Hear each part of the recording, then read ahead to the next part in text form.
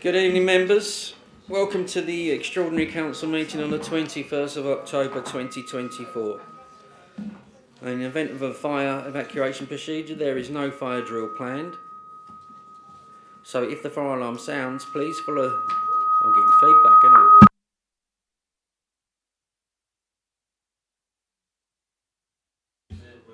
I? Okay.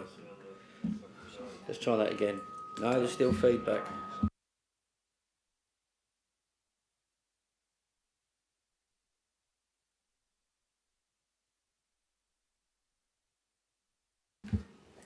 Let's try it again. No. Somebody else's microphone.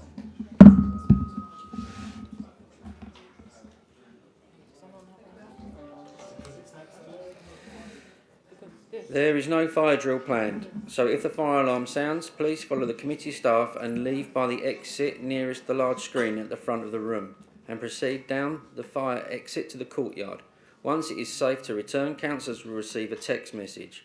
Officers will also advise when it is safe to return to the meeting. Webcasting. We are recording the meeting this evening. The webcast will be transmitted live on the council's YouTube channel and will also be available on the council's website. Generally, the public seating areas are not filmed. However, by entering St George's Suite and using the public seating area, you are consenting to being filmed and to the possible use of those images and sound recordings for webcasting and training purposes. I'll move to number one, item on the agenda, apologies for absence. I have apologies from Councillors Baggott, Blake, Alex Harrison and Webb. Are there any other apologies? Richard Moore. Any others? Thank you. Moving on, declarations of interest. Are there any declarations of interest to be made by our members? Councillor Smith. Mr Mayor, Member of Essex County Council. Oh dear. Okay, I will take the Essex County Council declarations of interest on block. Are there any other declarations of interest? No, thank you. Item number 3, announcements. Are there any announcements from Cabinet, from the Deputy Mayor, from the Leader of the Council, Cabinet members?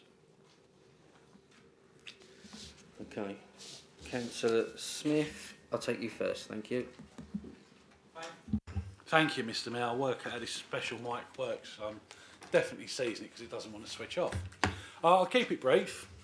Members may have read this morning on news sites about councils being crucified with the cost of temporary accommodation. One of the worst examples locally and in the country is Crawley, where every £3 being collected in council tax, £2 is being spent on temporary accommodation. Now, when I took over this brief early this year with the change of administration, myself and the leader made the vow, along with our cabinet colleagues, to halve the cost of temporary accommodation. We've broken that promise. We said a year.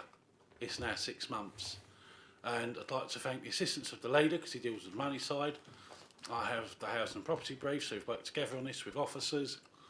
It has been a robust process, but we're starting to see the light at the end of the tunnel, because if we do nothing about the cost of temporary accommodation, this is going to be like a hole in the side of the ship, and the bigger it gets, the more water it takes in and the ship will sink. And that will mean services that we all depend on and our residents pay for be cut and reduced. So it's very important we take care of that. And again, thank you to the officers. One other point I want to bring up as Cabinet Member for Housing, which is very important, is dealing with disrepair, where presently it's costing the council in excess of £300,000. You may as well call that a percentage on the council tax. But the housing surgeries have been a success, a little bit slow burning, but last Thursday, an hour before it knocked off, the team told me they dealt with 30 residents that day with very technical multitude of complaints, and they found it very helpful speaking to a human being and the contractor so they could go through the complaint and arrange appointments.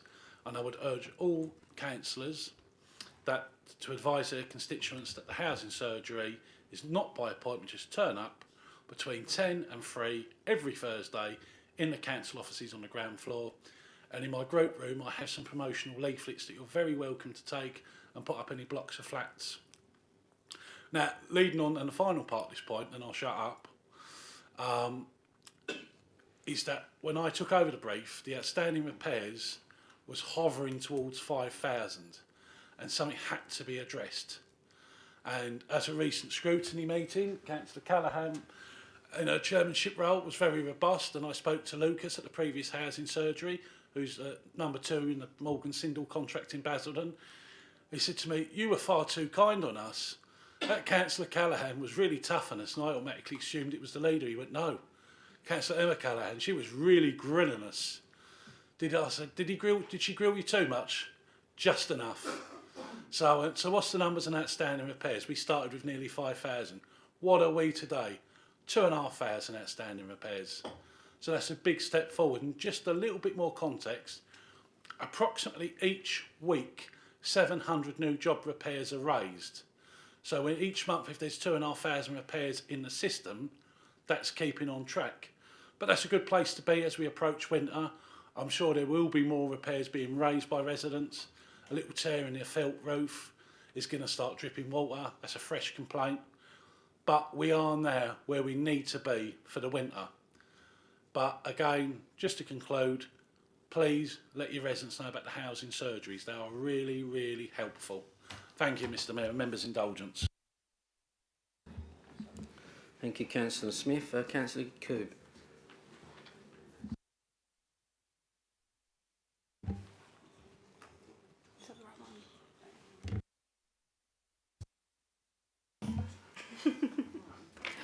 Thank you, Mr Mayor.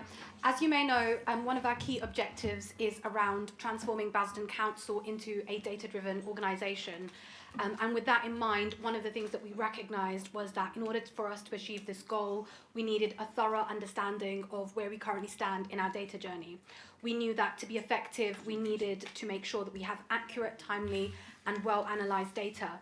So I'm thrilled to announce that we have officially procured a strategic data partner to help us with the first part of this mission, and we will be working with leading experts to build a next-generation data infrastructure. This partnership is a pivotal first step. The partner will conduct a comprehensive review of our data landscape, examining where we currently have data, assessing the quality of the data we have, identifying any gaps, and helping us to create a roadmap to fill those gaps.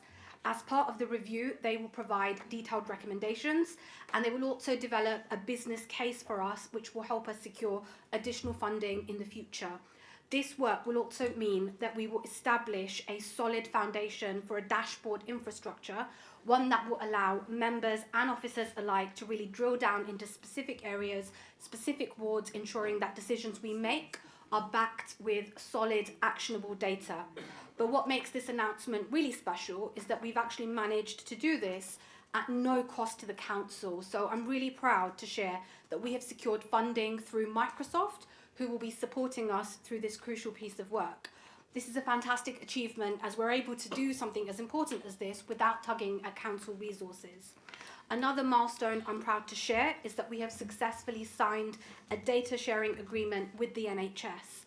This agreement is a game changer for us because it means that for the first time we will have access to health data for our residents, which will be vital in understanding the shaping of interventions and services that really meet the needs of our community. So imagine a Basildon where we can proactively identify and support those who are at higher risk long before those issues become urgent. The strides we're making on our data journey will ensure that Basildon not only becomes a leader in data governance, but also that we make informed decisions rooted in data and insight that will benefit Basildon residents. Thank you, Councillor Coob. Councillor Powell. Thank you. I just wanted to give a quick update since my last announcement at Full Council. So earlier this month we had the Basildon Skills Show. This saw over 1,500 residents and schools that were invited to attend throughout the day and engage with employers, training providers, colleges and universities to hear all about the opportunities that are right here on their doorstep and also to help them plan their next steps. The model of inviting schools in for the sort of one-to-one sessions allowed us to ensure inclusivity and ensure that we were open to SEND students as well. So we had both of our SEND schools attend throughout the day as well. We were then able to open to the public, parents, carers and residents who were interested in careers advice and new opportunities and obviously all the jobs we have here in the borough. The day also consisted of workshops around apprenticeship applications and CV writing. It was a massive success and it has grown on year. We're hoping to boost these numbers next year as well. A massive well done to Sarah Clark and all of the officers who've come together for the day. They gave up all of their time and it was a really well planned, well run event. I do know only too well the work that goes into running these events and it did go really well with no hitches. I'd also like to say thank you to our sponsors of the event, Ford and USP College. I also announced last time that we were launching the Basildon Business Boost programme. This is the UK SBF funded project to support local businesses with peer-to-peer support, workshops, business expertise and business growth. So far we've delivered 2 in-person workshops around access to funding for startups and innovation for new products and services, as well as one webinar that was focused on women in business. We've had over 24 attendees at these events and we're working through the applications for the business grants. It's exciting to see so many of the support being taken up and we're continuing to drive the spirit across the borough. 3 jobs have been created in these businesses from these programmes, one in admin, a junior estate agent and somebody in marketing. We've also recently started our Basildon Alliance Social Enterprise Support, which is where the council have appointed 2 business support advisory services, one for general business support and one aimed at social enterprises and community interest companies, with workshops upcoming for finance, accounting, leadership and marketing. Thank you. Thank you, Councillor Bell. Councillor McGarren. Thanks very much. I'll keep it relatively brief. As you all know, the waste consultation was a great success. Almost 8,000 residents took part in it, amazing achievement. I'd like to thank all of them for doing that, taking the time to do that. It shows the strength of feeling on this particular subject. But once it was completed, the hard work started, and I'd like to thank James Hendry and his team for the phenomenal effort they've put in. Not surprisingly, there's a lot of stuff come out of it, but the standout one, no great surprise, the residents of this borough want to go back to weekly black collections. No huge surprise there. And the other good news is that we're moving on a pace, despite the fact there's a lot of work still to be done.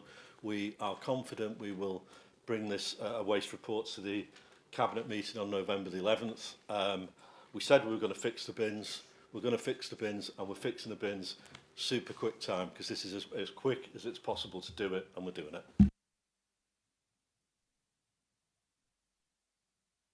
Sorry, Kerry, you're absolutely right. Yeah. More good news. And Councillor Turner, I can see his face, little face light up already, because it's collection at Christmas. Thank you. Splendid news. Splendid news for you, Councillor Turner. Last year, the garden waste green collections were stopped for 6 weeks over the Christmas period, New Year period.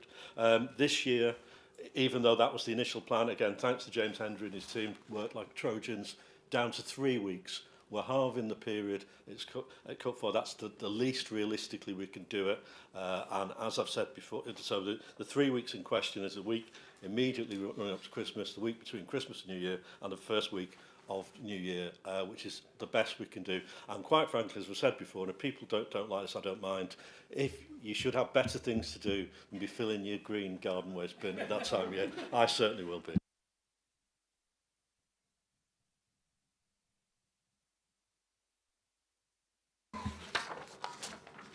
Thank you, Councillor McGarren. Are there any announcements from the Chairman of the Planning, Licensing, Audit and Risk Standards or Appointments and Appeals Committees? Are there any announcements from the Chief Executive? No. Thank you. Moving on to item 4, the Capital Programme Review. I refer members to the supplementary agenda that was sent and contains the next report on the agenda. I'll call on Councillor Callaghan, Leader of the Council, 10 minutes to move the report, and he does not require a seconder. Councillor Callaghan. Thank you, Mr. Mayor. When I stood before Council in May as the newly elected leader, I made a commitment, a firm promise to the people of Basildon that I would tackle the crisis of temporary accommodation head on. I vowed that within 12 months we would halve the cost of TA, and within 24 months we would eradicate it entirely. Tonight I'm here to provide an update on that journey, outline the challenges we face and explain the crucial steps we need to take in order to achieve this ambitious goal. This crisis was left to fester for too long. Since I became leader, we've tackled it head on with plans to slash costs and deliver the results our communities deserve. We currently have circa 150 families in Basildon living in temporary accommodation at an annual cost of £2.7 million to the Basildon taxpayer. These families are not just living in unsuitable placements. Many of them are raising children in hotel rooms. Let's take a moment to understand what that really means for those families. They're trying to build a life, to nurture their children in environments that are temporary, often cramped, and far removed from anything we in this chamber would consider a stable home. These conditions are devastating. They're causing long-term damage to the mental health and well-being of these families. The anxiety of not knowing where you will live in the next month, the lack of space for children to play or study, and the financial strain of trying to make ends meet in such precarious circumstances, these all take a severe toll. The parents in these situations find it incredibly difficult to hold down a job or pursue new employment opportunities, while their children, our next generation, are losing valuable time in their education. Studies show that children in temporary accommodation underperform academically, suffer from social isolation, and have higher incidences of mental health challenges.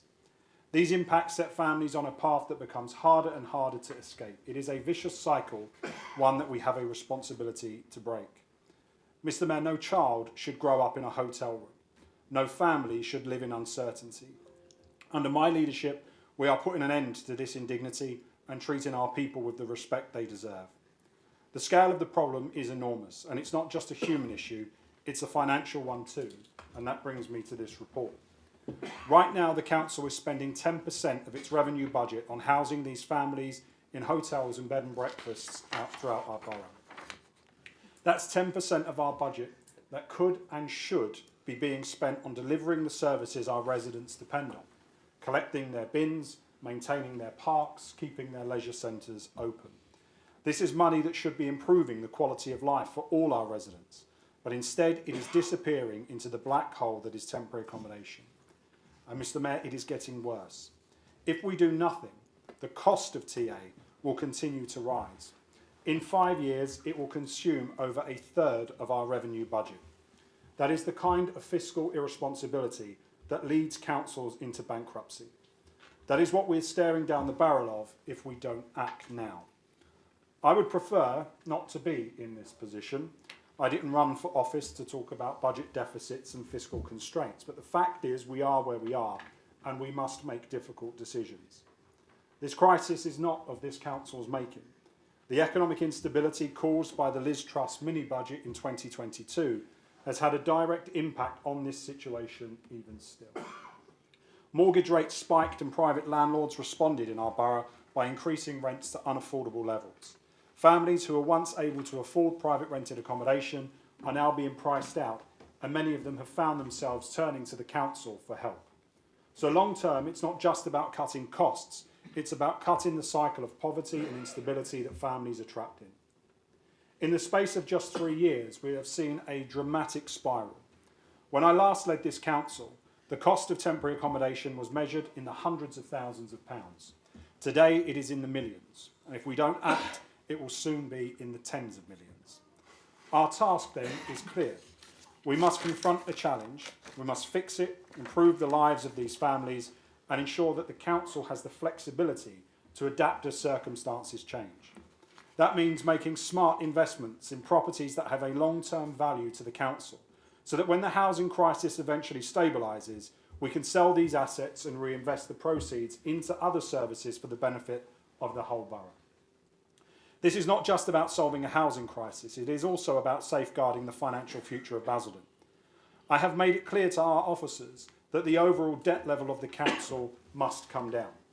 We cannot allow this crisis to be an excuse to rack up more borrowing without a clear plan to manage it. That's why every pound we spend on temporary accommodation solutions must come from a medium-term reduction in existing debt. We have to be ready to sell assets as soon as we can to secure value for money, and we must dispose of debt at every opportunity. I've ensured that every temporary accommodation option that we pursue includes an asset disposal plan so that we are not left holding properties we no longer need when the housing crisis begins to abate. In practical terms, this means we're adding £80 million to the Council's capital programme to fund the purchase of suitable temporary accommodation. This will allow us to buy properties that can house families currently in hotels and bed and breakfasts. £30 million of this will be allocated immediately for the 24-25 financial year and a further £50 million in 25-26. But make no mistake, this is a temporary fix.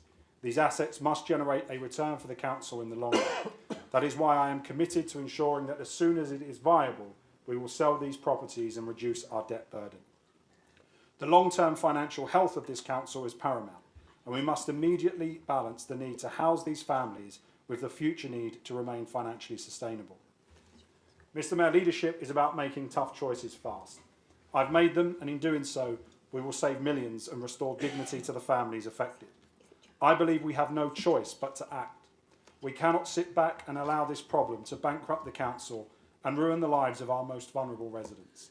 We must act decisively and act now. Our children deserve better than cramped hotel rooms. They deserve homes, safety, and a chance to grow.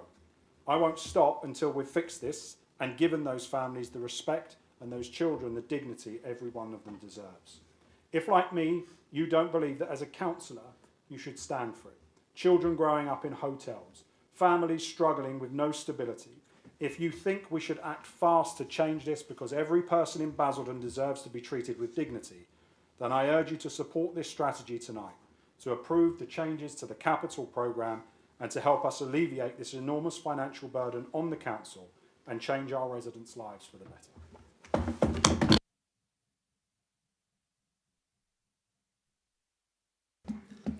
Thank you, Councillor Callaghan. The matter is now opened for debate. Do I have any speakers, please?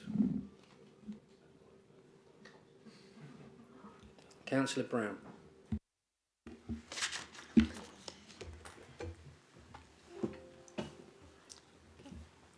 Councillors, tonight we are faced with a decision that goes to the very core of what we, this Labour-led administration, believes in.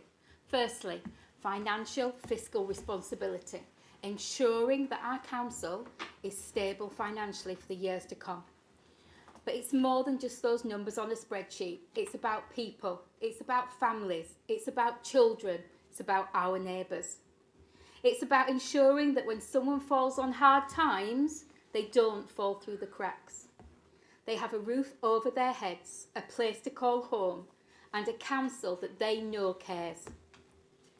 Now, we all know the scale of the challenge. We've all seen the report. Our over-reliance on bed and breakfast accommodation is costing this council over £2 million a year. And if we do nothing, we know that figure's going to skyrocket, over 10 million. So we're talking about a situation that is unsustainable. Let's be clear, doing nothing is not an option.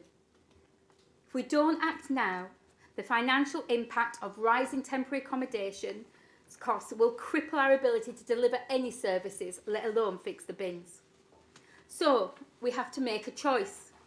Do we continue down the same path as did the previous administration of doing nothing, but letting costs rise and add to those pressures on our budget and leave families in unsuitable accommodation? Or do we take bold, decisive action now? This proposal asks us to take that action, to invest the 80 million in real, lasting solutions, to take control of our financial future, rather than letting rising costs dictate our options. This is the right decision, councillors. It's not just about saving money, although we all know it will. But it's more than that. It's about our values. It's about investing in permanent solutions. We're telling our residents that we will not stand by while families are left in unsuitable temporary conditions, bouncing from one B&B to another, often at great emotional and financial cost. Now, some of you may ask, can we actually afford it? But the real question is, we can't afford not to. The Council's current financial position is supported by a robust capital strategy, and it's backed by the smart reallocation of resources like projects such as the Westgate. We've done the work, we've done the due diligence. This is about managing our finances responsibly, not shrinking from the big decisions. So, councillors, I'm asking you tonight to make this decision together for our residents, for our financial future, for the values we should all share. Let's show our residents that here in Basildon, we are a council that can act decisively, that we can plan financially responsibly, and that we can deliver results. Let's pass this measure, get people the homes they need, and show that in Basildon is a place where we act, where we lead, and where we always do the right thing. Thank you. Thank you, Councillor. Councillor Turner. Yes, thank you. The leader, my wife's at home watching you tonight and she loves you. You are the best orator. And I found myself, yeah, she'll be swooning now as I speak. She'll be going, oh my God, sit down and shut up. So everything you said, by the Liz Truss bit, I could agree with.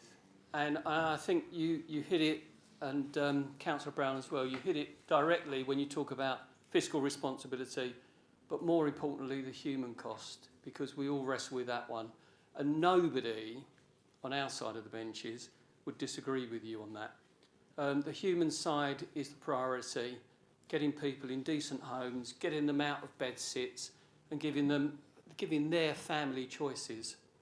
No issue whatsoever. On the fiscal side, I would agree with you as well. If we can provide the service at a much reduced cost, who's going to argue about that? Where we come unstuck, and nobody's touched on it just yet, is around the risk.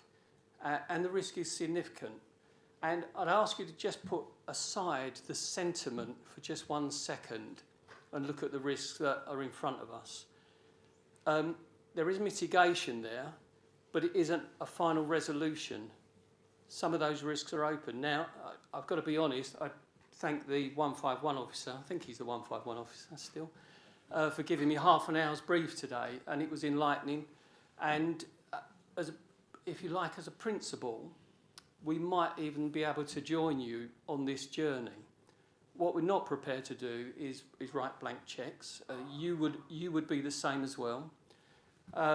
We have a responsibility to our electorate, the taxpayer, on £80 million worth going into developments.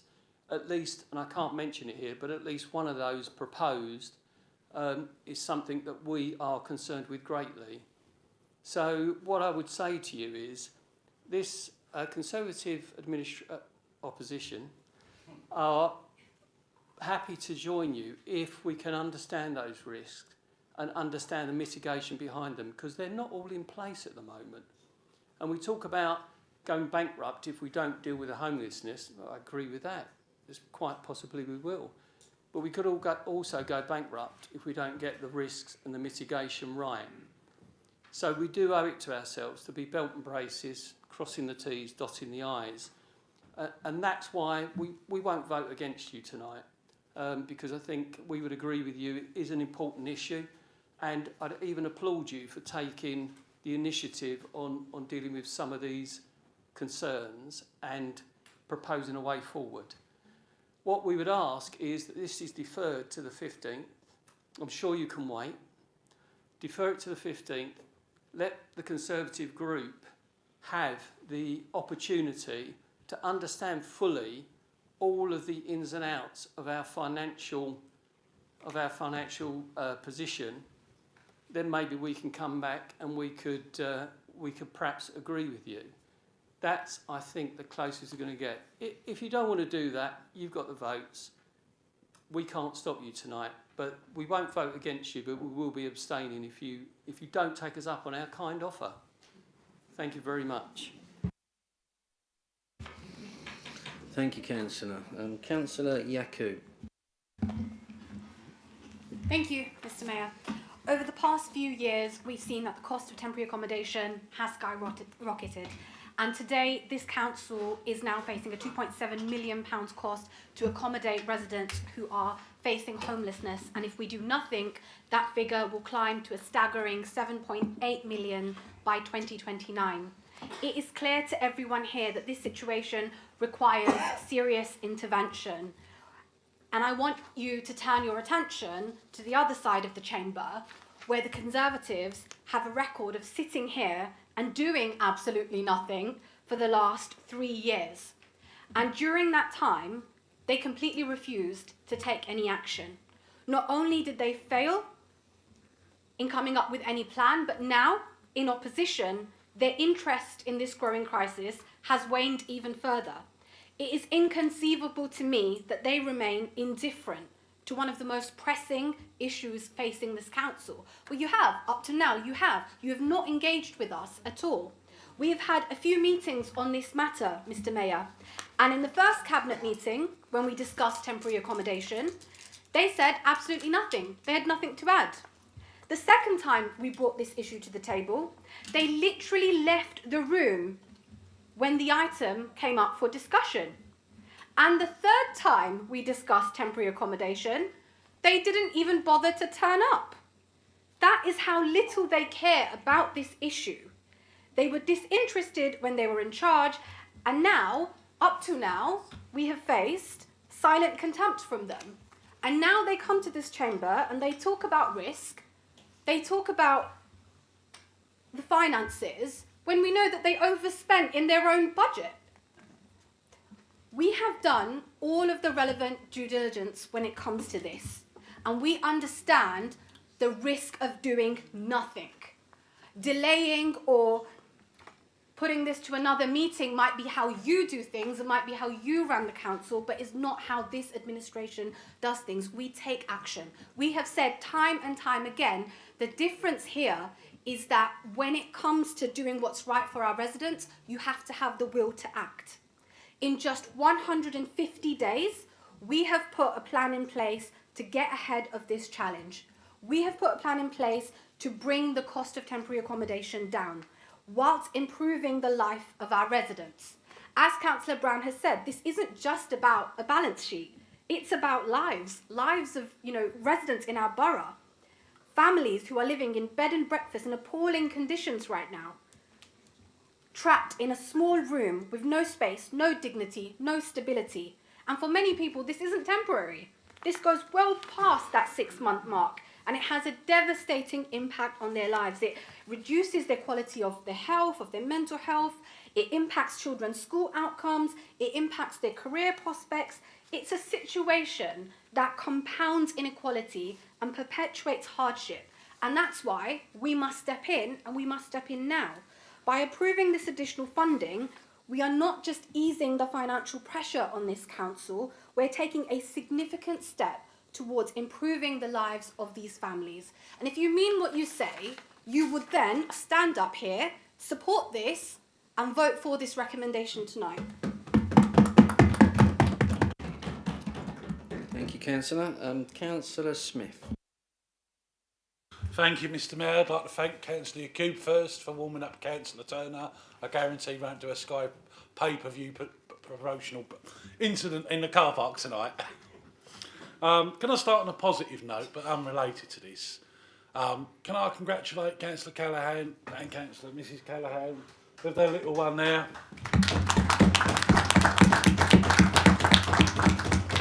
I get the feeling 18 years' time I'm going to get a tap on the door. My old man says, you're good for a vote. Any chance of a poster? Getting on to the politics. I would say to the Conservatives respectfully, think you're the most oldest-nosed kind of politician looking to save the taxpayer every shiny copper coin. What is being done is that we're investing in bricks and mortar, and property prices are just going up and up and up. Every year the percentage of increase changes, but without getting to another debate, the population is increasing, So there will be demand for property. So what we're investing into, bricks and mortar, you can't go wrong. Cannot go wrong. Unless you buy something stupid with terrible cladding or in a bad area. But they're sound investments. We've heard various causes tonight of this situation, but one cause that hasn't been raised tonight is obviously landlords have been hit by a previous Prime Minister managed to, was it outlive a lettuce or did the lettuce? Oh, the lettuce outlived to release trust. Yes, sorry, I do apologise. So they're now looking at ways to cover their mortgage, because why people done buy-to-let was because interest rates were historically low. Good if you're buying, but if you've worked hard all your life and you've put some money in the bank, you're losing money. So they've gone out, helped, got into the private landlord market, the cock up with Liz Truss. So now they're looking at London boroughs, because the housing benefit cap is higher in London than it is here. What we used to have, if someone was made homeless by their landlord, we'd give them temporary accommodation. It was a short-lived period. Our staff would find them somewhere in the private sector to rent, and that seemed to take care of it. But when you look on Rightmove, as we did at a recent cabinet meeting, £1,600 for, was it a 2-3 bed house in Lee Chapel North, our local people can't get the housing benefit to cover the rent because of the housing benefit cap. A few weeks ago I met with the Minister's representative and officers from the MCLG to explain the situation, and this officer, we was leaning on an open door. She was like, yes, you don't have to tell us anymore. But she said, you've got a very good team there for staff, supporting cases of housing applications. It's very good. I think she said it was about 30 cases per officer. With some local authorities, it was 95 housing cases per officer. So we're doing well there. But to pass this tonight is to stop giving taxpayers money, £100 a night for a hotel room, thereabouts, and invest the money into bricks and mortar. So when this housing crisis has resolved itself, and we have other plans we're looking at with assistance of the leader, other ideas to get private landlords to work with us, then that will abate. And then when we have that excess stock, we can sell it on the open market, and that money will come back in. So it's best deal for the taxpayer. And on this point, the Sempra schemes are carrying on. My predecessor, I should have said this under announcements really, wanted to call 2 of the blocks of flats on Chapelgate after, I believe, Characters and Coronation Street. I said no to Vera Duckworth House or Ken Barlow House. My original plans were patron saints, so one of them will be St Patrick. He got rid of all the snakes out of Ireland. I'm hoping his charm will work on the site where the ambulance hub is, so we can fully develop that land and get rid of them horrible adders. And of course, St Dominic, who helped to spread the faith, and I will look at other patron saints as well. When I find a really nice site, that will be St George. I saved the best till last. And on a tragic note on this subject, poor Don Shepherd, one of our last Normandy veterans, I've instructed the team at Sempra, it's not being called Broadmead anymore, Shepherd's Muse. So it's going through due process, so we're recognising things in that. But I would just say to people, why are we spending council taxpayers' money on hotels and B&Bs when we can invest it in bricks and mortar? You can't go wrong. Thank you, Mr Mayor. Thank you, Councillors. Councillor Harrison. Thank you, Mr Mayor. I'll be very brief because I came to the Cabinet meeting when this was discussed, and I did say there, I fully support what's being proposed. I fully support the recommendations tonight.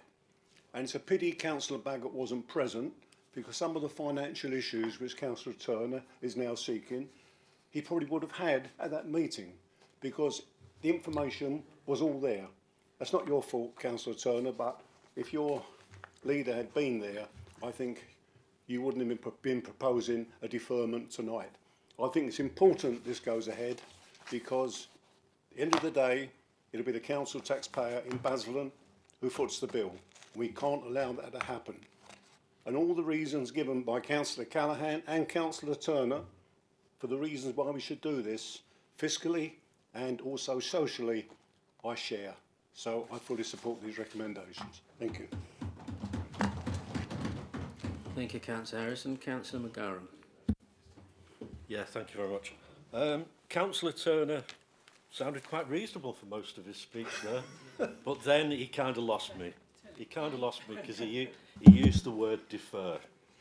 Defer the decision. Of course you want to defer the decision. You want to kick it into the long grass. You don't want it to happen. That's the reality. And as Councillor Yaqub pointed out, the Conservative leadership has had numerous opportunities to ask questions about this, to challenge us, and on no occasion did they do that. Now, again, that's not your fault, Councillor Turner, I accept that. Councillor Baggott may have had a valid reason for not being able to attend Cabinet last week, but he could have asked for a replacement to attend in his place, you yourself, Councillor Turner, possibly, and you could have asked the questions that you're talking about tonight. The diligence has taken place. It's not the administration's fault. The Conservative leadership has not engaged with this process. Now, you also said to put aside sentiment. I'm not. We've spoken a lot about the finances, the diligence, the checks and balances are in place, so I don't need to do that.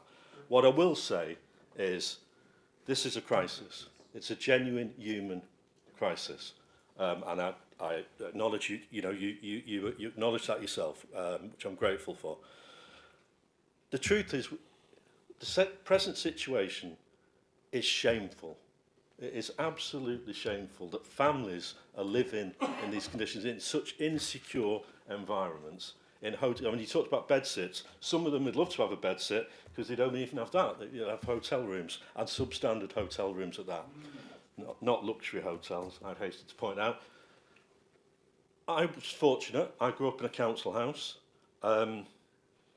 1930s built council house, some of the best houses in this country ever produced. St Helens, correct. Built by Labour Council, obviously.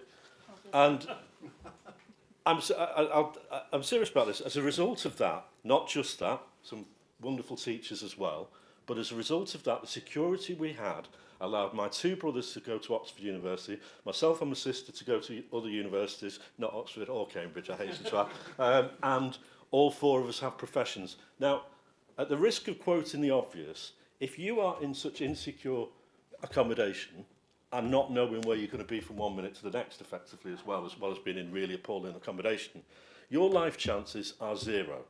These kids are not going to Oxford, they're not going to Manchester University, not going to Salford University, their life chances are virtually zero.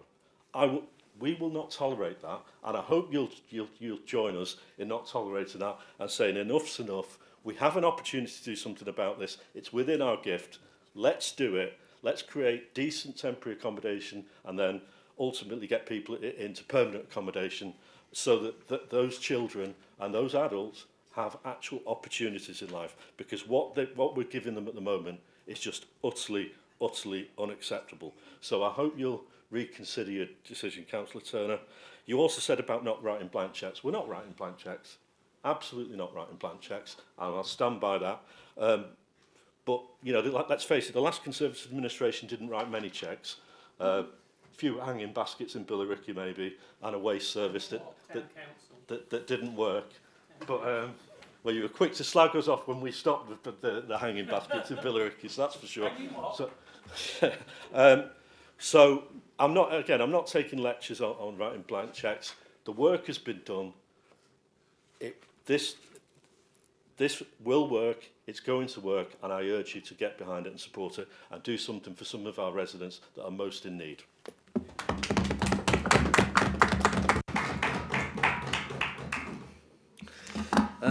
Thank you, Councillor. Councillor Larkin. Thank you, Mr. Mayor. Most of the inquiries I receive are housing, people in need of housing. So I do support this, what we're doing tonight, or most of us are. I personally believe we all have a duty to vote for this. I think we need to represent all those people who have given their trust and voted for us. We must not play politics with people's lives for all our young families and our Basildon Borough. I'm not repeating anything else because I believe everything that's been said tonight has a purpose and I believe in it. So I will be supporting this tonight. Thank you. Thank you, Councillor. Councillor Schrader. Thank you, Mr. Mayor. And I'll start off by congratulating the councillors Callaghan on their blessed event. I also wish a very swift recovery to the Leader of the Opposition, who is unwell, so which might explain why he was absent for at least one of those meetings. Look, I certainly don't disagree that temporary accommodation is a huge challenge. It was a huge challenge throughout certainly the 3 years that I held Councillor Smith's portfolio. And, you know, I mentioned this many times myself at Cabinet. We had the difference in the what we've been paying out for TA in the last few years has gone up exponentially.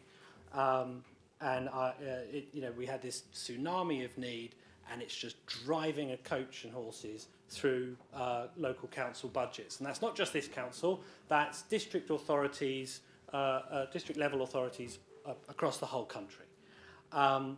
And although it's very easy to blame poor old Liz Truss and her little binny budget, that actually homelessness, very, very complicated issue, has lots and lots of drivers.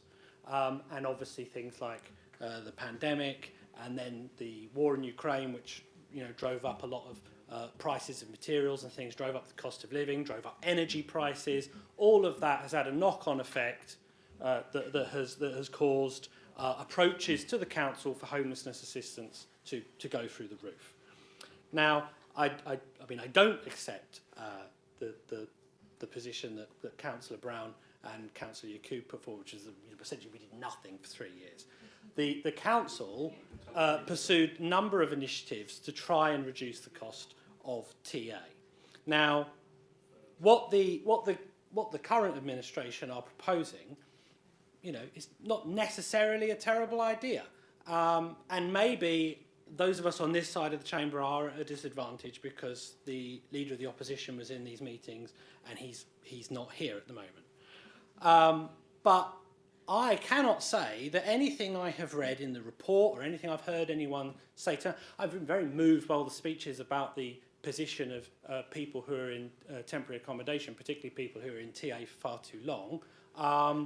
But, I mean, that goes without saying. Temporary accommodation is, you know, should do what it says on the tin. It should be temporary. It's by no means ideal for the people who are in temporary accommodation to remain in temporary accommodation for a moment longer than they have to. But where I'm just simply not convinced by this plan, I'm just not convinced that Councillor Callaghan can make this plan work, because I can't see how you will end up not needing to you know, not needing this accommodation and therefore being able to dispose of it. And I also, when he says, you know, when the housing crisis is over, and Councillor Smith said this as well, I mean, I wish I shared their optimism that the housing crisis has an end that is immediately in sight, but I'm not convinced. I don't think that's really an objective target. I also have hackled. I mean, one of the reasons why, you know, we did have conversations about this over the years, and there was a reticence, certainly, to acquire flats for the HRA. You know, bear in mind, we spent the last 20 years trying to get rid of flats. You know, we demolished Royal Court. We only actually have 2 blocks of flats in the entire HRA, which are Acorn House, which the previous administration acquired, and Brook House, which we've had nothing but problems with. Also, very reticent about bringing on housing stock that is out of the borough, because you need to work out how you're going to address that element of it. You know, it's, you know, over in Kent, some of these acquisitions, you need to consider that, and it's a significant. You know, we don't want to talk just about, you know, the cost of everything, but it is a significant financial exposure to the council. I mean, we were told we left the council finances in a terrible parlous state, but we've somehow managed to find about £100 million in the course of the life of this administration. So it can't have been that bad. But I mean, are these sound investments? They might well be, but we haven't had, I don't think, the due diligence.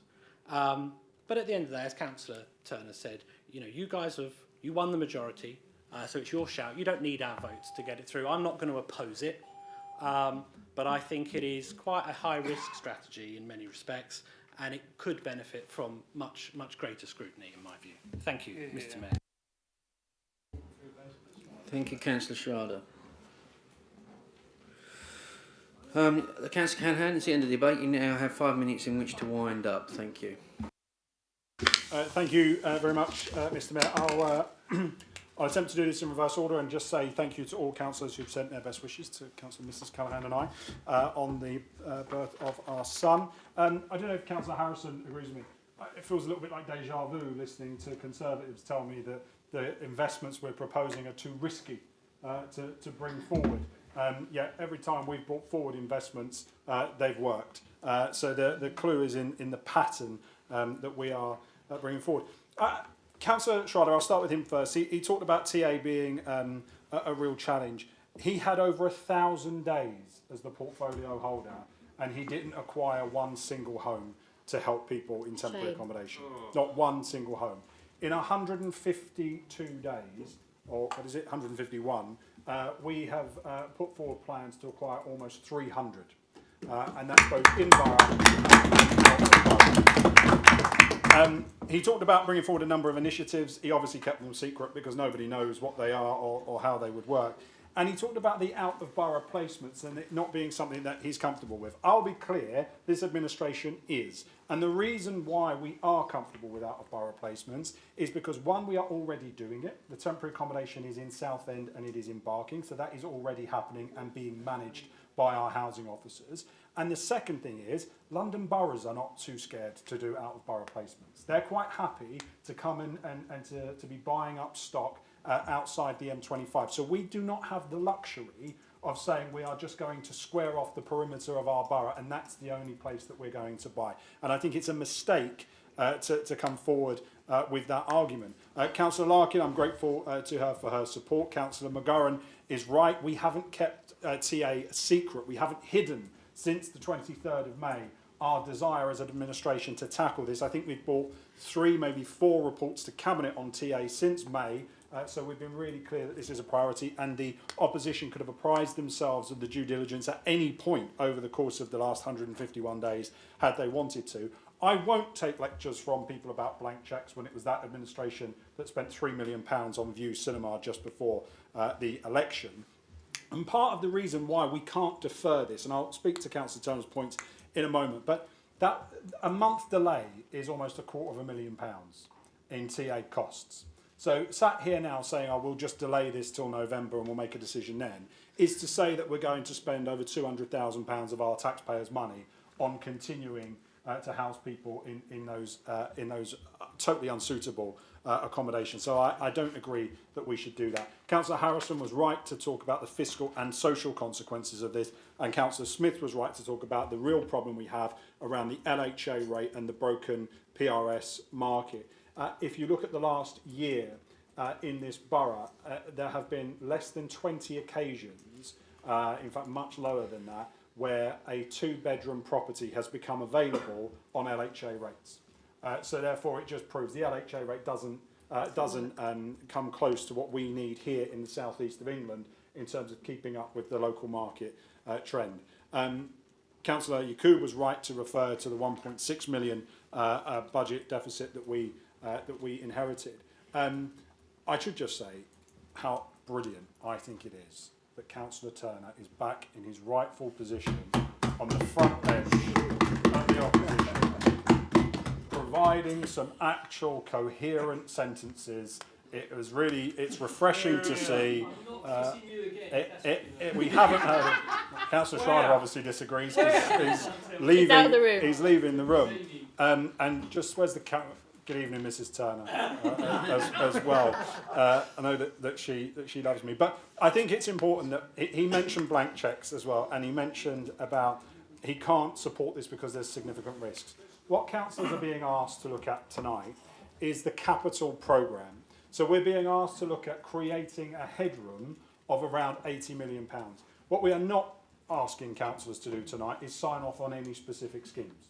So we are simply saying that if we as a council, if schemes come forward that we think are suitable, then this allows us the flexibility to move and make those decisions. Now, I know none of the members opposite were privy to the cabinet meeting that took place last week, but there was a part 2 item in there that was looking at some potential schemes that we might take forward both in borough and out of borough.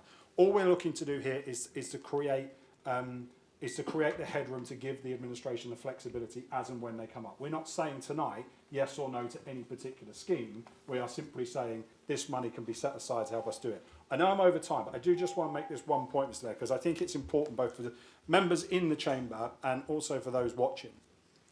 We are seeing around a 31% increase in demand year on year for temporary accommodation. Now, as I said in my opening speech, that increased in a 3-year period. So there's every chance it might decrease over a 3-year period and it might stabilise. And at that point, we have to be in a position to flexibly dispose of those assets. Now, my view is that we should dispose of them and they should have a value. And that the council should, if possible, be able to make a return on that or at least break even on that. And there are some proposals in front of us where that wouldn't be possible, and I've rejected them outright, and I don't think we should do that.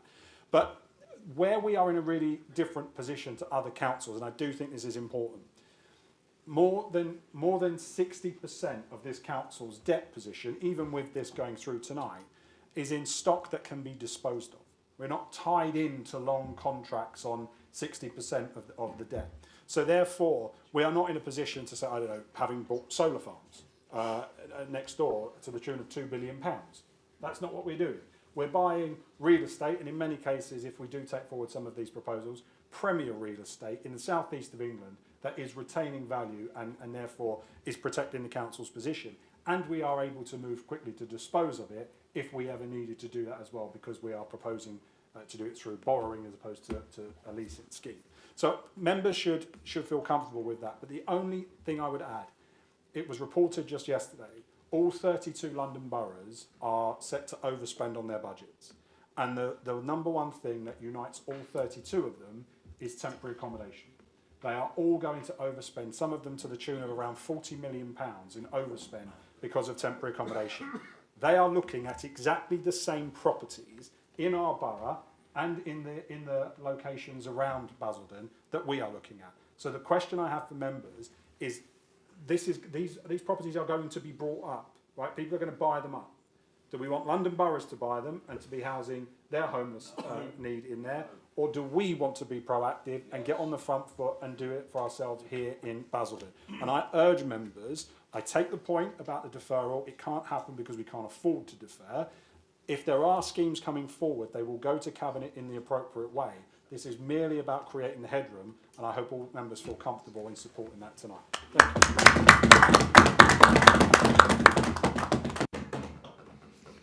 Thank you, Councillor Callaghan.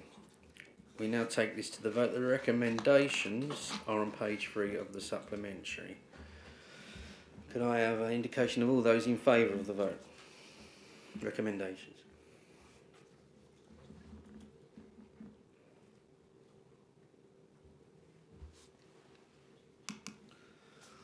All those against?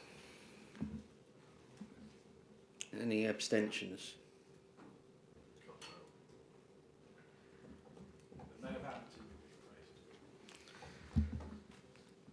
Thank you, and that vote has passed. Thank you.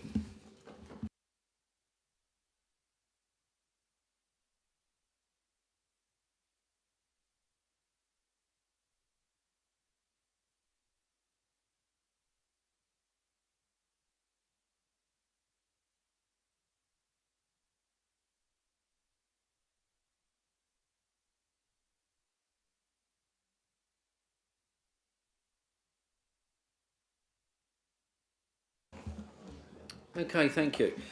Moving on to item 5, the appointment of the Chief Executive and Monitoring Officer.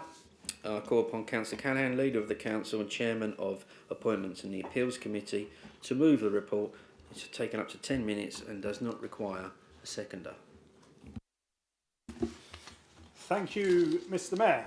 I am delighted to have the opportunity this evening to move the report which seeks full Council's approval to appoint Gary Jones as the new Chief Executive Officer of Basildon Borough Council.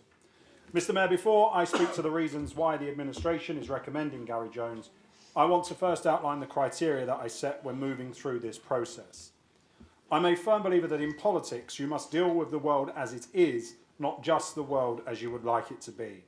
And this is a significant decision for us as a council, especially as this is the first time in nearly 25 years that we've looked outside our organisation for a chief executive. It's important to recognise that this process was about finding the right person to help lead us through some challenging times ahead. The call for fresh leadership is not just a preference, it is a necessity if we are to build a resilient and dynamic future for Basildon. When we began this search, I set out some clear criteria that were crucial for our council's needs. Firstly, I believed that it was very important to have a new leader of the organisation that was highly emotionally intelligent and a strong leader.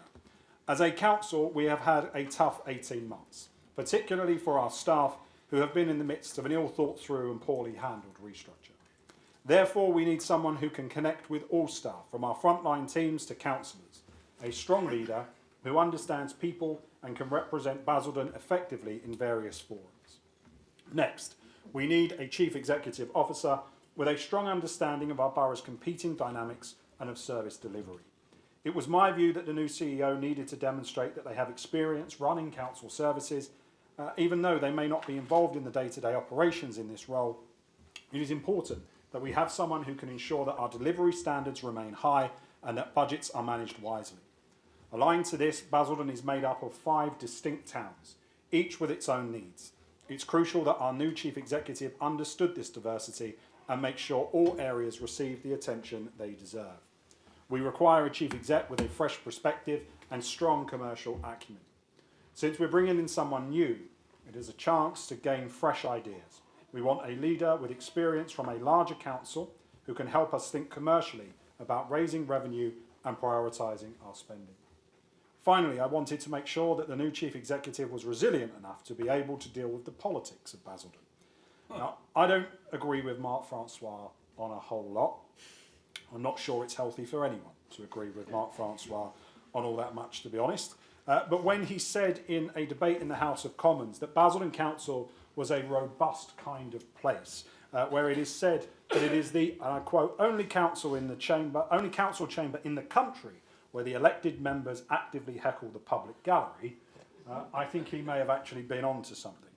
This isn't a place for shrinking violence. Our CEO needs to be tough, not in the sense of calling the police on elected members for heckling, but tough in the sense that they can handle the competing dynamics of the changes in political administration.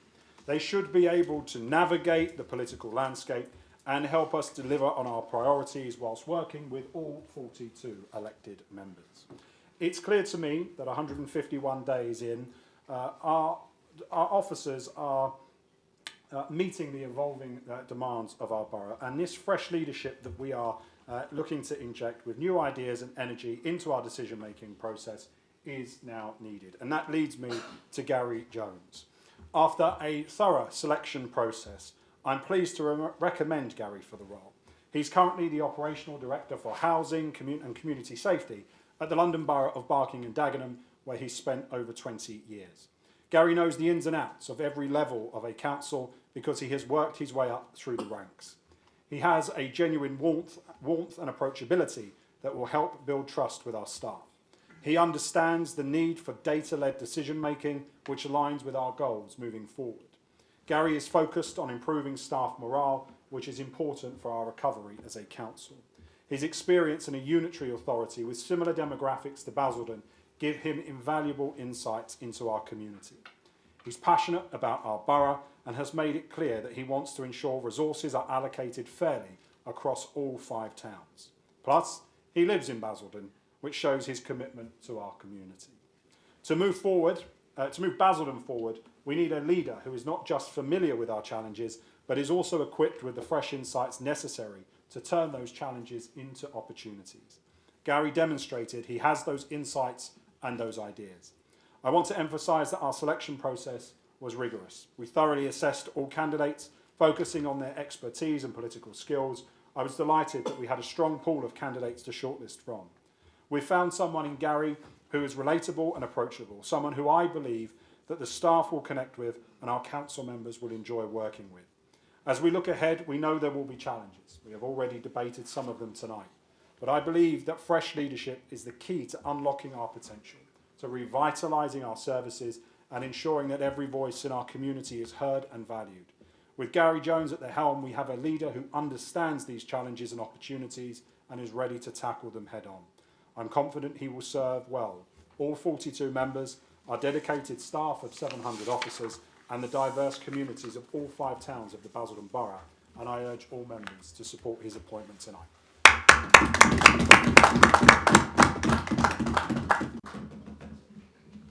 Thank you, Councillor Callaghan. Now the matter is now open for debate. Do I have any speakers? Councillor Turner. Look, it would be rude to come here tonight and not speak. So, can I start by thanking the current Chief Executive for stepping into shoes that perhaps he wasn't looking for. I'd like to thank him. I'd like to thank him personally for all the help and guidance you've given me over these months, and without breaking any confidence, all the insights you gave me on these guys. So thank you for that. Just a joke, that was. Look, it's hard to disagree with you when you speak common sense, and I'm sure you're on the wrong benches over there, because you'd fit nicely in over here. You say things that are a matter of fact, and nobody's going to disagree with them. I already like the sound of this Chief Executive, and that's only hearing it from you, and I don't believe a word you say. So I'm thinking this guy, actually, he's not half bad.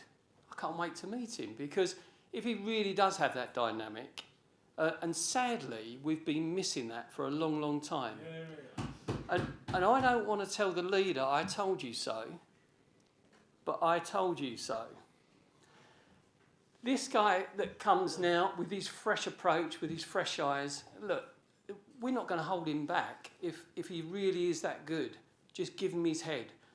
Basildon is dynamic. Whoever's leading it, it is dynamic. It is a vigorous economy, vigorous town. It's got diverse problems. It's got diverse people. But that's the sort of guy we need, if he really is that good. And I am so pleased you've gone through a rigorous process to achieve somebody that we can all say is worthy of our support. So tonight, I know you'll like this idea. The Conservative administration will be voting in favour. So, sorry? Opposition, not for long. Did I say administration? That's a Freudian slip. Mind you, the way it's going nationally with the by-elections, you never know. So we will be voting in favour. We want to see this guy, and we'll give him every bit of our support. Not just opposition. We don't believe in opposition for the sake of it.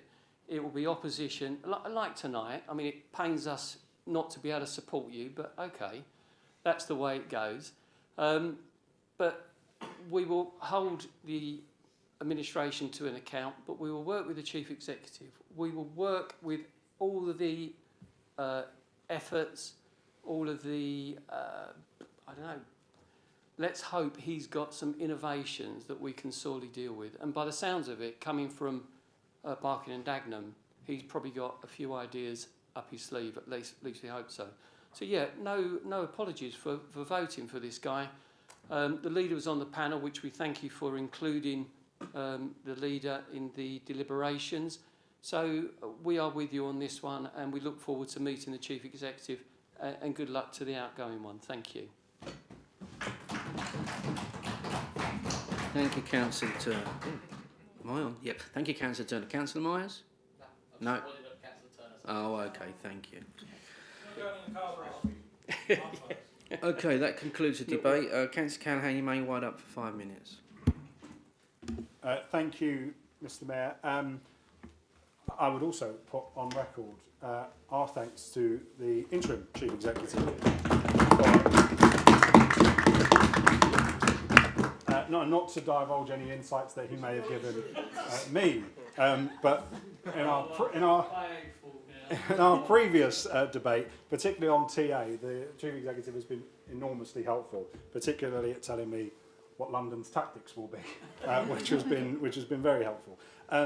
I also agree with Councillor Turner that Basildon is always dynamic. It just happens to be more dynamic when I'm the leader of it, but nonetheless, it is still dynamic. He's right to reference, I should have said this anyway, that the incoming Chief Executive was appointed by a cross-party panel of independents, Conservatives and Labour members. And that was important, as well as an external stakeholder panel that they went through and all the other tests that they go through. So it was a rigorous process, and lots of people had an opportunity to ask questions from different political parties. And it is, I'm hoping everybody will be voting for the Chief Exec tonight, and that will be a good thing to do. I should point out as well, this report is also about appointing a new monitoring officer, and I would say on record that our appointment tonight is somebody. So I said earlier on to the Chief Executive, right, that in terms of staff, I think that in Basildon Council, and forgive the football analogy, I think we're a top 10 championship team. Right, we're not yet a Premier League team because we're not a unitary, but watch this space. But we are a top 10 championship team. And when you're in that position, you have two choices about your staff. You can either go and find gems and you can shine them up and bring them in, which is what we hope the Chief Executive will be, or you develop a really good academy. And in the incoming monitoring officer, we've developed somebody from our academy, somebody who has been at the council for over 20 years, who's worked her way up, has apparently got all of her opportunities under us, unlike the previous administration, but nonetheless will do a brilliant job, is well liked, well respected across the chamber by members. So this is a big appointment for the MO as well. So I think it's important that we place on record how both the head of paid service but also the monitoring officer appointments tonight. We are looking forward to working with Lindsay in this role as well. So I thank colleagues for their comments. Thank everybody for what they've done for Basildon and what they're about to do for Basildon. And let's move to the vote. Thank you. Thank you, Councillor. So a vote is needed on this, obviously, and the recommendations are on page 5 of the agenda, recommendations 1 and 2. Can I have a signify all those in favour of the recommendations? Coalition. Only say that confuses the chair. No, that's unanimous. Thank you.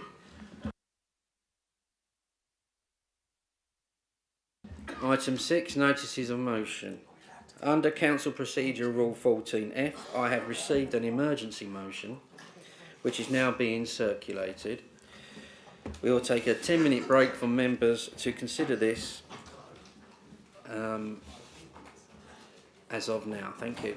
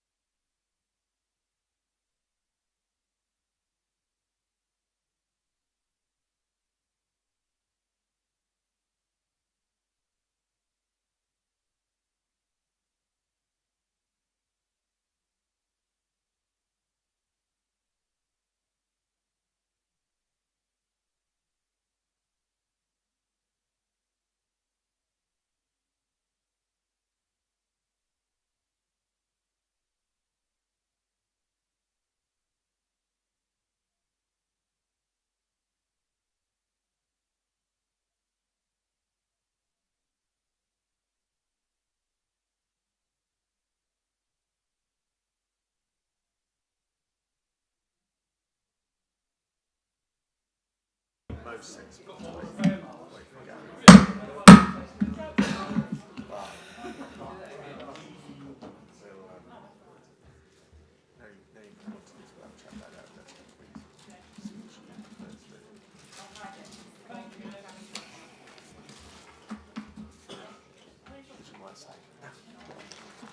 Are we ready?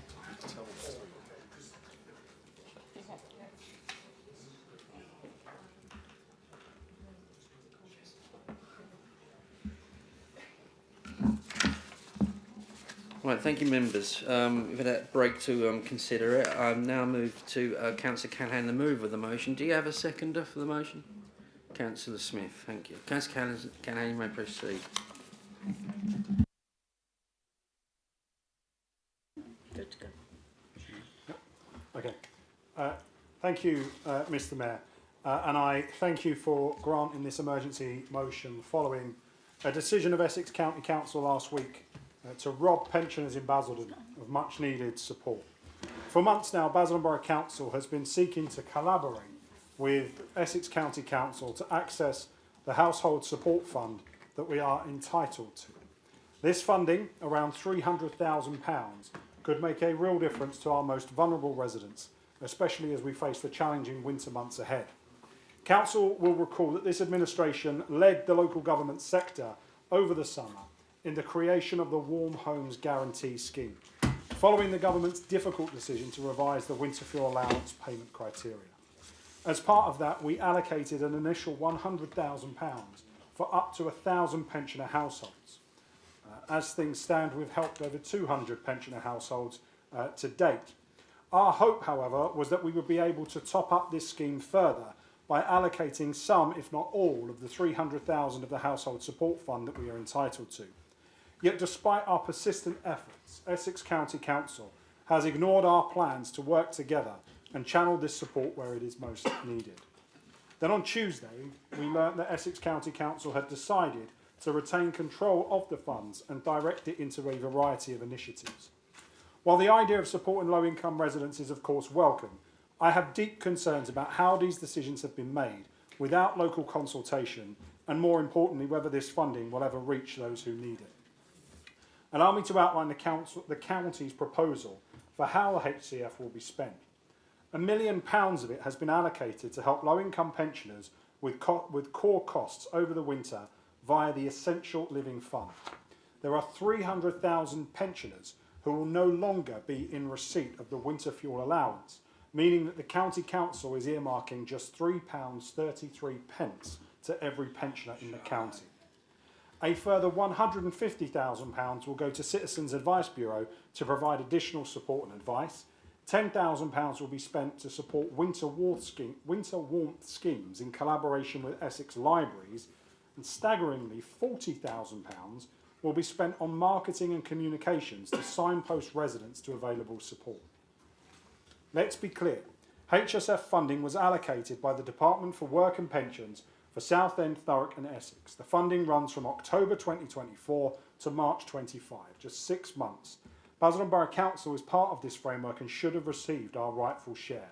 To break it down further, Southend, a smaller council than Basildon, received 1.4 million. Thurrock, a smaller council than Basildon, received 1.2 million. Essex County Council were handed £9.4 million. Of that, £4.5 million is to continue the existing Essential Living Fund, which Southend has been administering on behalf of non-unitary local authorities. This scheme is meant to help residents across Essex in emergency situations regardless of age or need. But let me be candid, the Essential Living Fund is not fit for purpose. Basildon Council has previously asked Essex if we could manage the EFL for our residents through our own teams. We would decline. It is long overdue for a review because it simply doesn't work. And now, with the new top-up of £1 million targeted at low-income pensioners, the situation has only worsened. Consider this, Mr. Mayor. Pensioners in Basildon in the coldest months of the year will have to navigate Southend Council's website, not ours, fill out a means-tested form and provide details on all their income, earnings, savings and benefits. If they succeed in this process, and let's be honest, not many will, they will then be sent an all-pay card which will be posted out within 14 days. Not received within 14 days, just posted out. Imagine this for a moment. We recently debated in this chamber the difficulties that we face in getting pensioners to apply for pension credit or even the Warm Homes Guarantee. So now think of how few of them will be able to jump through all these hoops of the convoluted Essex ELF process. In other words, there is next to no chance that this funding will reach the pensioners who need it most when they need it. We've been fighting for months to secure £300,000 to help our pensioners, yet Essex County Council has ignored us, choosing bureaucracy over real support. Their scheme is not fit for purpose, and the County Council are badly letting our pensioners down. Firstly, the existing EFL scheme needs a complete overhaul. It was a quick fix to an initial problem, but it no longer serves its purpose, and it is time that a full consultation with all Essex local authorities was constituted to rethink it. Second, the £1 million of additional funding for pensioners.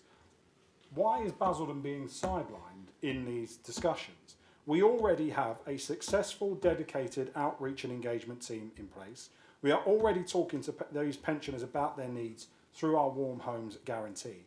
Why should our elderly residents have to go to Southend to apply for support? We should be able to manage these processes here locally.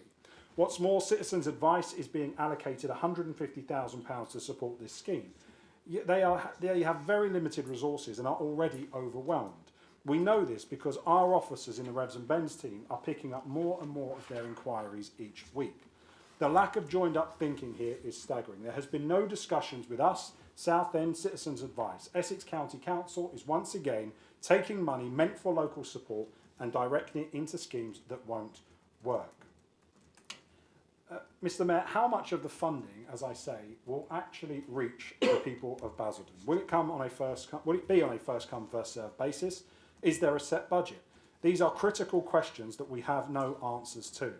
To put it into perspective, just this week, colleagues from Norwich City Council reached out to us. They had heard about our Warm Homes Guarantee scheme and they were interested in replicating it. During the conversation with our Revs and Bens team, they asked how we manage our household support fund. We had to tell them the uncomfortable truth: we don't. Unlike Norfolk County Council, which passes the funds to its district, Essex County Council insists on keeping control. So I hope colleagues from across the chamber will see for themselves tonight that this is yet another example of why the two-tier system has to go. Basildon Council has a larger population than either Thurrock or Southend, yet we get £0 and they collectively have almost £3 million to spend to support pensions this winter. We understand Basildon should have been entitled to approximately £330,000 from the Household Support Fund, which we could have used directly to help the most vulnerable people and to expand the Warm Homes Guarantee scheme to provide additional support over the winter. We recognise and we regret that despite our efforts to engage with Essex County Council, we were ignored.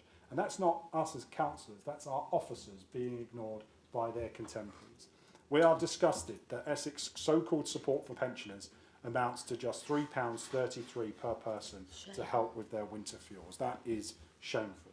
This situation is, as I say, another glaring example of how broken the two-tier system is. The mismanagement of the Household Support Fund by the County Council and their refusal to devolve control to Basildon underscores the inefficiency and disconnect between county and district levels. Basildon knows its communities and their needs better than a remote county council ever could. We could do so much more for our vulnerable pensioners if the county council would stop withholding the funds and let us get to work.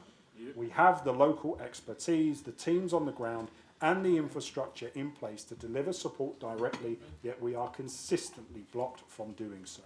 It's clear that Essex needs local government reorganisation with unitary councils that can respond swiftly, allocate resources effectively and meet the needs of residents without the bureaucratic hurdles that are imposed on us by the current system. With council support tonight, following this meeting, I will write to the leader of Essex County Council to urge him to think again and devolve the money that Basildon is owed in time for winter so we can ensure our pensioners get the financial support they need. Thank you, Councillor. Councillor Smith. May I reserve the right to speak? It's not the usual custom in this chamber. Thank you, Mr. Mayor. I'm sure as this debate goes, someone's going to want round to about the decision to cut the winter fuel allowance, and if I was a Member of Parliament, I would have voted to keep the winter fuel allowance. It means testing doesn't work, but we've no sway over the government, and if we did, we'd have done proper Brexit, trust me. I am proud to support this amendment. We need BAS exit. We should have had BAS exit ages ago. This isn't only the only example of County Council stitching up one of the biggest contributors to County Hall.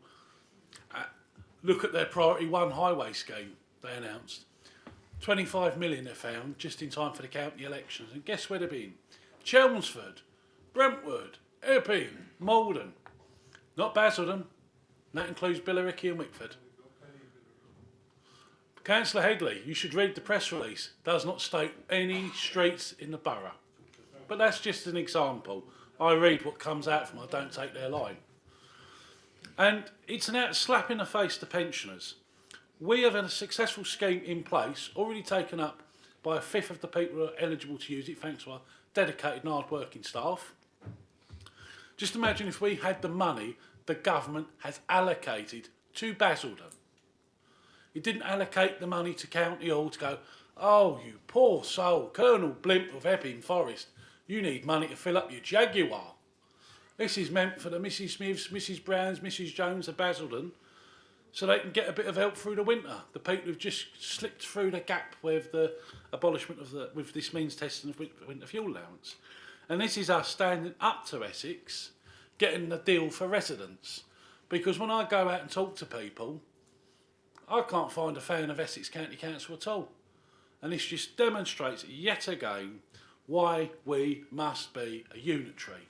But this administration will fight for the borough's pensioners and ensure we have the money the government has given to help Basildon residents, not the nice people of Epping, Chelmsford, Malden, Uttlesford and the many other areas. The borough of Basildon. This is what this money is to help. And Councillor Sargent would say he's having a laugh. You was a county councillor and you sold your residents out to County Hall. Oh. I'm still at County Hall because I'm a thorn in their side and I will fight to the bitter end for my residents. I swear allegiance to my people, not the devils at County Hall. And I urge all members to support this. As my division takes in as part of Fobbing, the home of Wat Tyler. That's the spirit we should have tonight for our residents. We're owed that £300,000 and we're going to get it back. It's not counties, it's not theirs, it's for the borough of Basildon's pensioners. Right? Our people first. If County Hall wants to have a little splash around, dip it out their own money, not Basildon pensioners' money. Thank you, Mr Mayor. Thank you, Councillor Smith. The matter is now open for debate. Oh, do we have any speakers? Councillor Larkin. Thank you, Mr Mayor. I'd just like to go back in time a little bit. And I met with Councillor Baggott when he was leader of this council. And I asked him to help me bring back Age Matters, a direct descendant of Age Concern, which I run for many years. But of course I spent 6 years as mayor and I wasn't able to do all the things that I like to do. But unfortunately it didn't have any money in the account, so they had to close. He promised me he would give me support for myself and volunteers, members to resurrect Age Matters to help our most vulnerable pensioners. Even Castle Point has an age concern. Alas, it never came. And now Essex County Council is only giving the paltry sum of £3.33 to our pensioners. But he used my office and facilities to help him dilute Age Matters. The furniture and facilities was paid by me. Did he recuperate me or ask me if he could use it? The answer is no. And I think that gives you a little insight of what Councillor Baggott owed. And I know he's not here tonight, but what he did. Thank you. Thank you, Councillor. Councillor Yaqub. Thank you, Mr Mayor. As things stand, we don't need more reasons to convince us that leaving Essex County Council is what's right for the people of Basildon. The facts speak for themselves. Basildon receives just 14% of the council tax paid by our residents. That's £23 million from the £165 million collected. The rest of it seems to lose its way, never making it back into Basildon's roads or infrastructure, which have been left to rot, while other parts of Essex seem to fare way better. And if the lack of investment wasn't already enough, we now find ourselves facing the absurdity of Essex County Council's handling of the Household Support Fund. The government extended the fund to help the most vulnerable and at risk, yet somehow Essex County Council has managed to reduce that support to a mere £3.33 per pensioner. I don't know about you, but I find it hard to comprehend how £3.33 is supposed to help anyone, let alone those who are struggling with their energy bills. In Basildon, we were proactive. We created the Warm Homes Guarantee with a focus on the most vulnerable pensioner households. And since the start of this scheme, we've completed over 200 triage forms, we've contacted more than 315 pensioner households, and we've administered this discretionary payment with ease. But we could do more.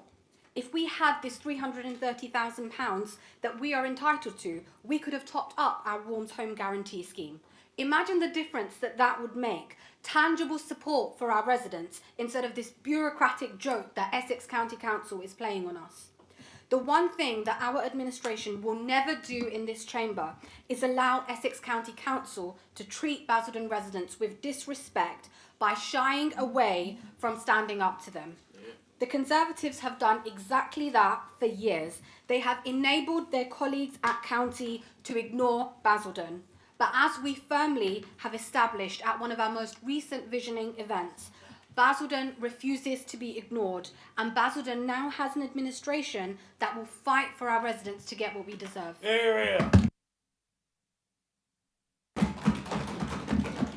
Thank you, Councillor. Councillor Walter Brown. Thank you, Mr. Mayor. This is a tricky one, I'm sure, for the Conservative Party. Supported councillors on the right, partly because the administration at County Hall is led by Conservatives, but not making this a party political point.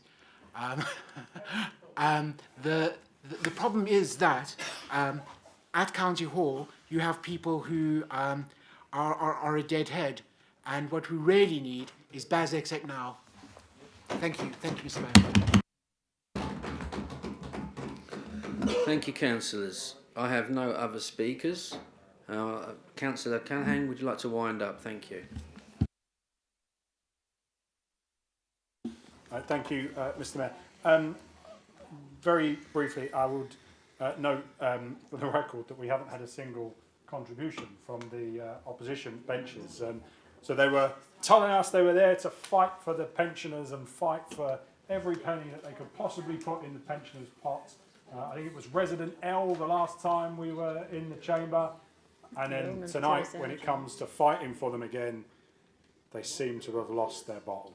So they're not able to stand up and make a single contribution tonight. Let's see how they vote when it comes to this in a moment. From a sedentary position, they say they're going to vote against.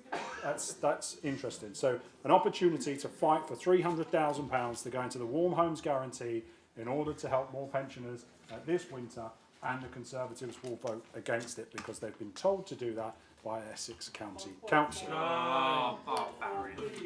Baz exit is the term that people are using, and they are right. The days of the two-tier system are well and truly over.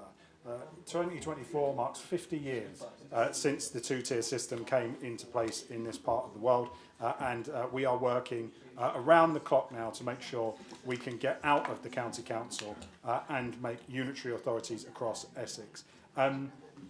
Councillor Larkin talked about age matters, age concern. I think that is something that the council should think about going forward in the future in terms of how we can help our pensioners beyond the Warm Homes Guarantee. They don't want to hear it because they don't like listening to facts. And the more that Councillor Turner speaks in this chamber, the less his wife will be able to hear me. And we all know how disappointed she will be by that.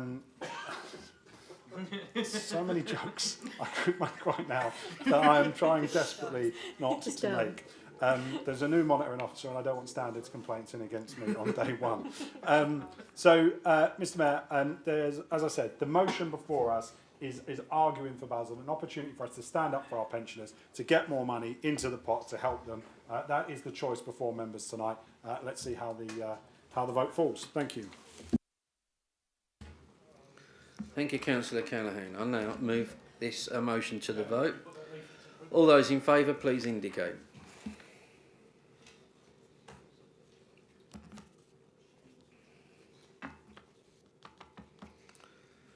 All those against? Does it count your selections? Are there any abstentions? Okay, I declare that vote carried. Thank you. That concludes our business tonight. Have a good journey home.